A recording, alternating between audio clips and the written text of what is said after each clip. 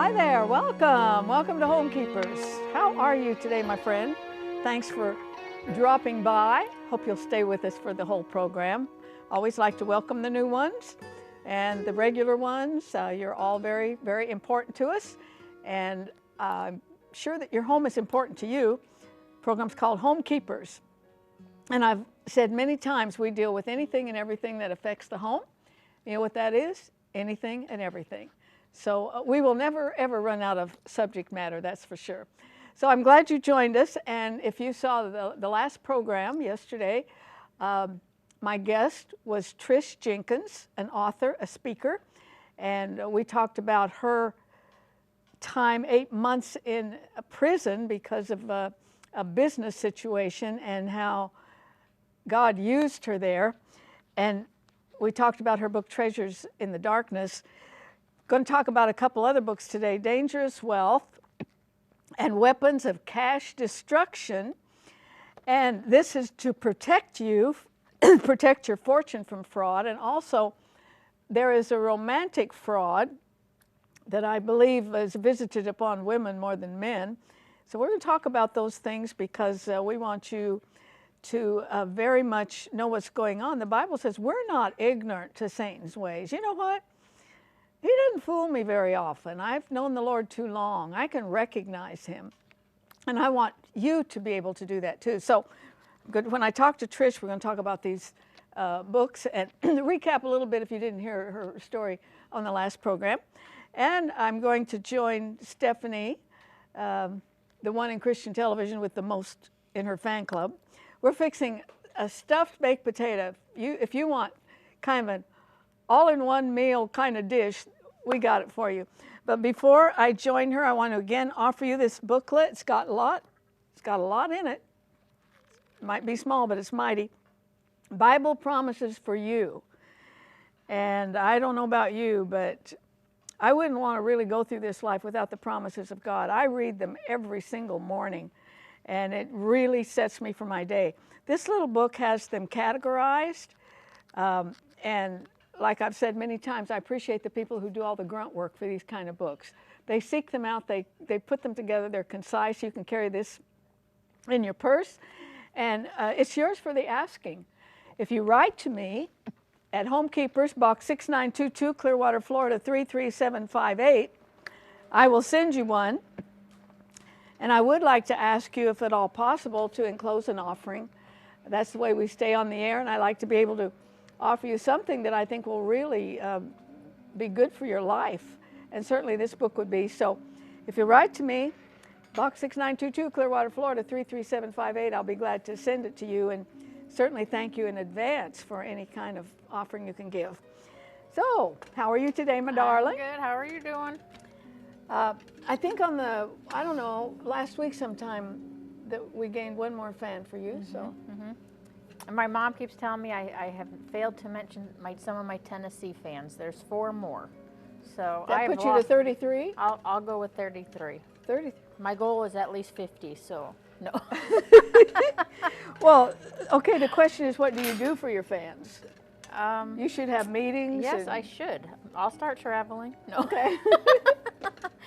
Okay, so here I have, this is one of the super simple, super frugal meals that I love so much. You know, I have a pound of ground beef here that I've just ground up.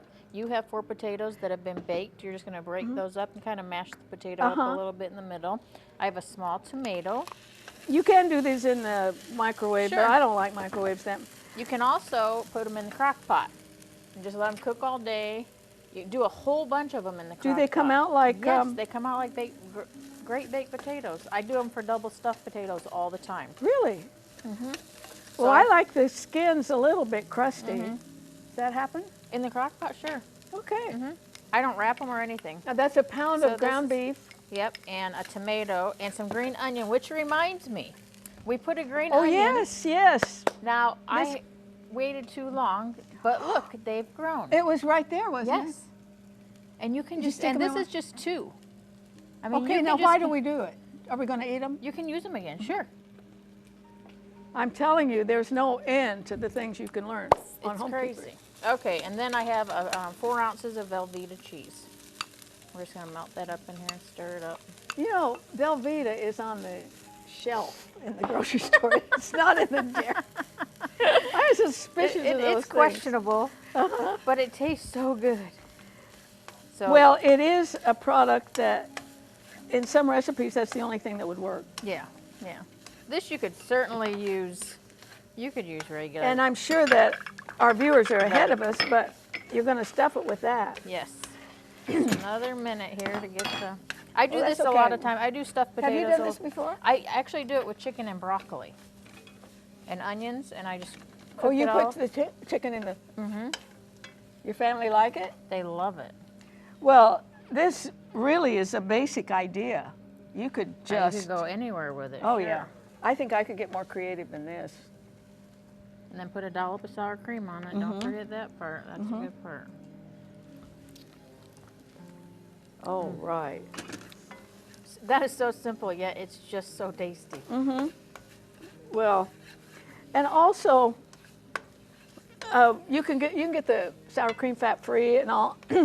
This isn't as heavy laden as some things you can do with Sure. a baked potato.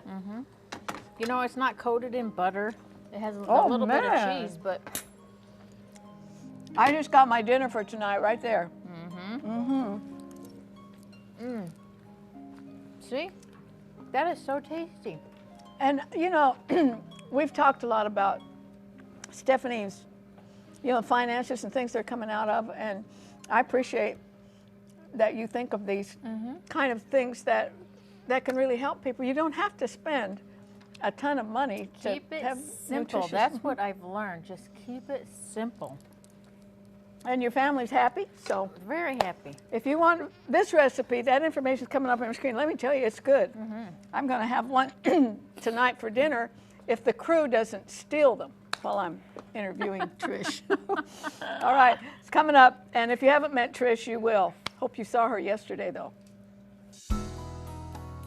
If you would like a copy of today's recipe, please send your request along with a gift of $5 or more to Homekeepers, P.O. Box 6922, Clearwater, Florida 33758.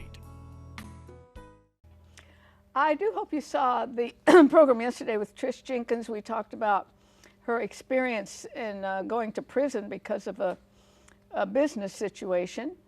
And that book is called Treasures in Darkness, right? Treasures of Darkness, The Prison Journey. And that's from the Isaiah. Isaiah 45, I will give you treasures of darkness and hidden riches in secret places, that you would know that I, the Lord, am the God of Israel, who calls you by name. Well, that really fit your experience, I think. Welcome back. Thank so you. glad to have you because we've got other things to talk about. Weapons of cash destruction and dangerous wealth. She is a businesswoman, but getting out of prison changed your whole value system, didn't it? It really did. And, as I said yesterday, I still believe in the prosperity of the Lord, but the Lord wants us to be smart about it. Gentle as doves and wise as serpents when it comes to handling our money. And quite often, Christians can be very naive when it comes to where they place their money because they've got great intentions. Yeah. And they think anything that looks like a good deal, surely God is in it. So He expects you to use your brain He does. as well as... And your spirit. And, but I have no doubt that the Lord used the situation to put you right where He wanted you. And I think that there were lives changed forever and ever because you were there, just surrounded by broken people.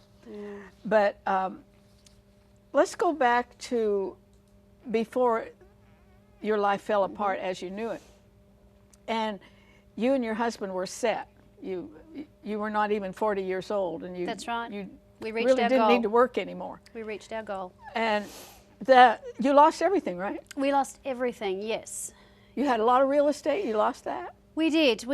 We had half a dozen properties, which might not be much by American standards, but in Australia that's fairly significant.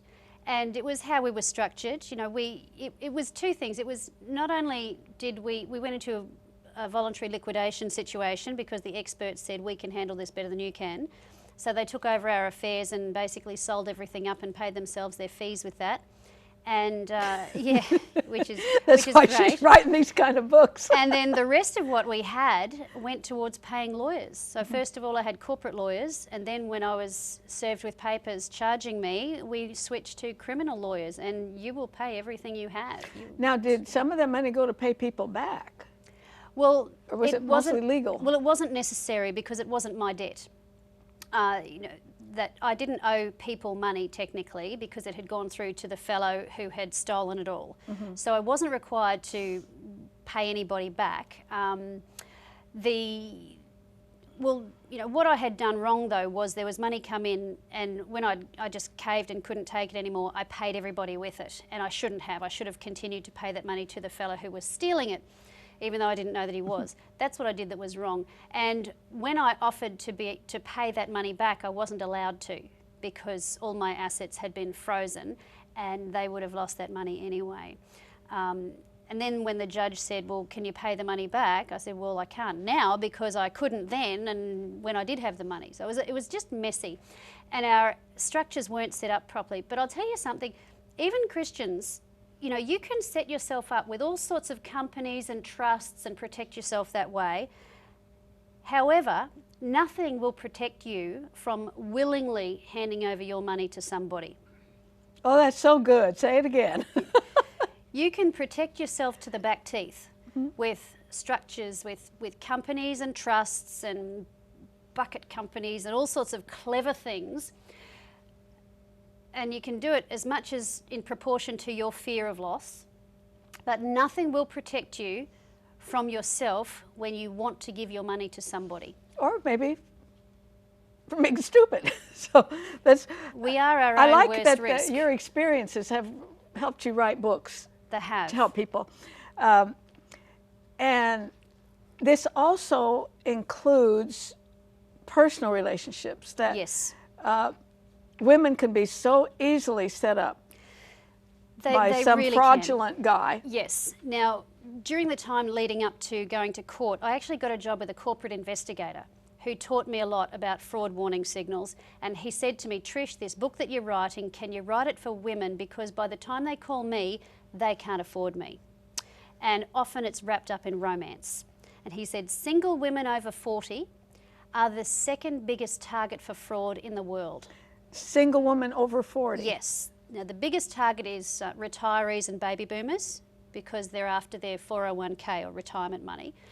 But the single women over 40, because very often they've raised their family, they've had their divorce, kids are off their hands, they feel, you know, that they're getting themselves back on their feet, they might start a little business, start to take care of themselves, they start to get a bit of self-esteem, get a bit of money behind them, they start to look good, and then they realise they're lonely. And that's when somebody will zero in on them. That's Satan's opportunity. It is, it is. He finds us at our area of vulnerability. And when I talk to people about fraud, you know, we can have all the checklists we like, but we have to know what makes us vulnerable, what our hot buttons are. For a man, it might be lust, or well, that can be for a woman as well. It could be lust, it could be pride, it could be, you know, wanting to impress people. For women, it might be that there's a hole in their heart and they've got to buy so many shoes to fill it, but shoes will not fill the hole in your heart that's meant for Jesus. Exactly. Maybe once a week, usually not even that often. I watch Judge Judy if I get home early enough. And it's highly entertaining. Yes. Do they get it in Australia? Yes. Okay. Yes. And I would say 90% of the cases are women who have made horrendous choices, either money. And so let me say this. Women, don't loan your money to men. Just don't do it. They'll come to court and say you gave it to them. And if you allow a guy to move in with you, or you move in with a guy, you're setting yourself up with so much heartache. Yes. And if a guy respects you and has your best interest, he's not going to do any of those things. Look, I don't want to sound harsh because I realise people do fall on tough times. But if a man needs your money and he's been a grown-up for a long time, that's a warning signal in itself that he's not a good catch. Seriously, you're not his mother. You're not his mother. You're not his rescuer. It is not your job to finance him. You know, and shacking up and you know, because what you're doing is you're trying to make the relationship into something that you want it to be. But it never And will it's be. not, because It won't be. you're projecting onto them qualities. Oh, you know, I want to do this business and I just need to be back a bit. Yeah. If the bank won't give them, now I know it's tough times, the bank aren't giving anybody any money, but generally in normal times, if the bank is not going to lend, even children, you know, if they're not going to lend your grown-up children money for a house, there's a reason. It means it's a risk. I had a guest here once, he addressed the ladies in the audience, and he said, just remember that before God gave Adam a wife, he gave him a job. Yes. And if the guy doesn't have a job, just back out or put the whole thing on hold Yeah. to get it in order. Exactly. But have, I know I spoke about structures before, but have guidelines in place that you have a proper agreement. You say, because I love you, I want to protect our relationship. That's why we need to have proper structures in place that protect us both should something go wrong. You know, if you're going to lose your home, are you prepared to do that? And when you go into business together, if you're married, you go into business together, then you've got to be prepared to take the risk. But so many, you know, their emotions get in the way. I want to put Yes. your website up. We'll leave it up. Please notice at the end of that .com is a .au. That stands for Australia. And in case you hadn't noticed, her accent is not an American. Now, you said that success is a double-edged sword that Yes. attracts opportunities and opportunists. Yes. And of course, men make mistakes too. Yes, they do. But what can you say to our sisters out there to help them discern an opportunity rather than an opportunist? Well, you know, you do the normal due diligence, which is checking license numbers, you know, checking backgrounds. If you need to, contact a private investigator to get their background. In fact, you should do that before your romance turns romantic. Oh, you should do that for a romance, Absolutely. not just business. You need to know. Ooh, she's tough. You need to know, has the person, now, I mean, I'm the last person to judge someone who's been in prison. That's right. However, sometimes... However, you might be the best. Well, you know, people have history, and yes, you know, it's under the blood and all, but people carry habits and history with them. Now, you could go into business with someone, and it might not be romantic, but if their marriage is in trouble, don't think that that is separate to business. This business of business and personal are separate. Rubbish. That's just rubbish. You're on a hide into nowhere there. That's just naive. You need to know everything you can about that person, and you know, just be really careful. Yeah, if it appears that it might go somewhere, either in Exactly. business or romance. Before your emotions get the better of you, you know that there's a period of time in a potential romance when you're seeing someone and you're starting to, and you're looking for, and everything they do is great, and there's a few things that aren't great. That while you have still got your logic, and don't. Now, I mean, I know we have Christian morals, but some Christians sort of have more flexibility about their standards than others, let's put it that way. You know, when the minute you get intimate, you've lost your objectivity. Lost the battle. You've lost your objectivity. That is there to protect you. It's about preparation. So you've got to go in with your eyes open and be prepared. And most of all, know where you're vulnerable. If you grew up without a daddy, is that what you're looking for and you're projecting onto that person? You have got to know where you're vulnerable and have people around you that you trust who are objective to speak into your life, and be prepared to walk away. If you can't walk away, that's the biggest warning signal. Something wrong. I think there's so many Christians that look at the Bible as a spiritual book. That's just for your soul, and certainly that's number one, is to know Jesus and to give him your life and to follow him. But the Bible's got, it tells you how to be healthy, it tells you how to handle your money, Yes. it tells you how to have a relationship, it tells you how Yes. to be a parent. Yep. I mean, it's the book of life, total life. Now, you write that the Bible has excellent advice and cautions when it comes to business. Yes. So that'd be a good place to look, right? Well, it is. It is. You know, the Bible talks about having, you know, like with investments, it says divide your portions to 7 and 8 because you do not know in Ecclesiastes, because you don't know which ones are going to come back in. So don't just put all your eggs in one basket. You should have, apart from your giving, you should have maybe a 10% investment account, which is separate to your 10% savings account. You should pay yourself first after you've given, after you've given to God, but you pay yourself. So you've got that set aside. You don't touch that. My husband and I went through everything. We lost it. Not once did we go into debt. Now, we had investment debt from the houses, but they were paying for themselves and we were in profit from that, because they were growing and also, so when they were sold up, the banks got their money. But we did not go into personal debt at all. We downsized, and quite often we get blessed. We think, oh, I'm going to get a bigger house. Why? Why do you? I love prosperity. I think increase is great. But really, what is your motive? Why do you need to? Why not downsize and have extra cash to spend on your kid? You don't have to work overtime so much because you've got the time to spend with your children, raising them, teaching them how to do money better.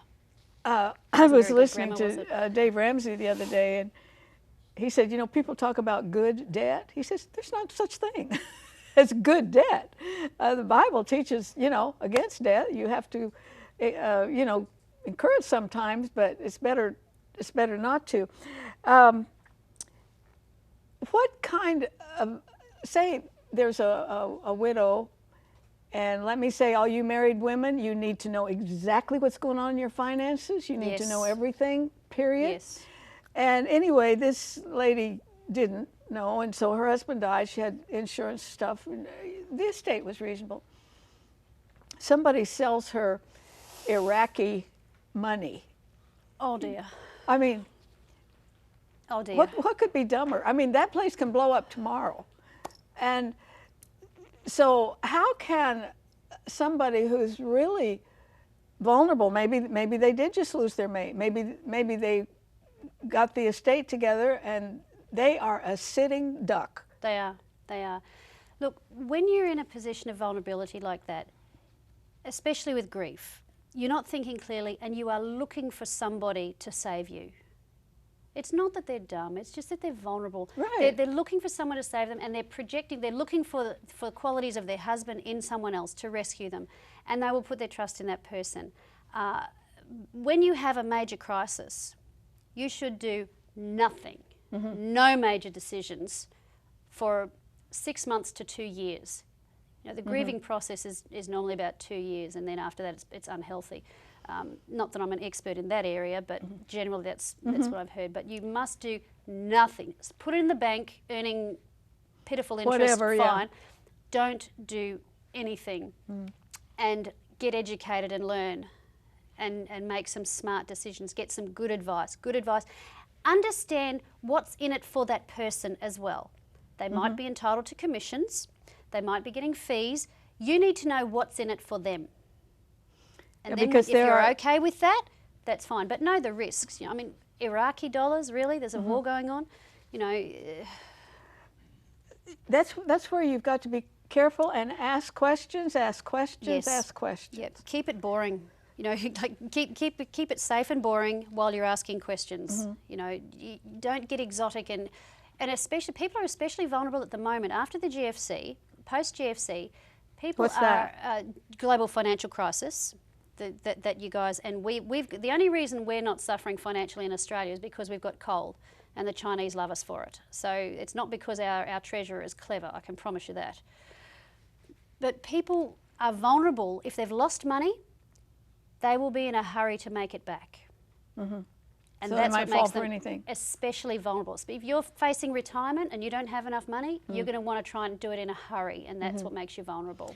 I know we're bouncing back and forth with the money and the heart, because I've seen women hurt so desperately because a manipulator, I mean, they're usually pretty intelligent. They can talk a good talk, and they probably don't have 2 pennies to rub together, but they look good.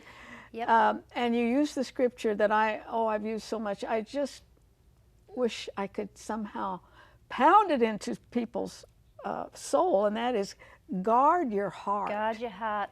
Guard Just your heart. guard it. You know, Because out of that flow all the Yep. issues of life. Well, they do, and often we don't because we don't think highly enough of ourselves. You know, with women, we're often,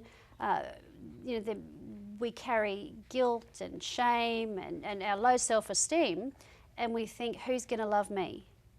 But when your heart is filled, when your emotional tank is filled with your relationship with Christ and having healthy, be knitted in with families, be knitted into the church, have good, healthy social relationships, you'll be less vulnerable.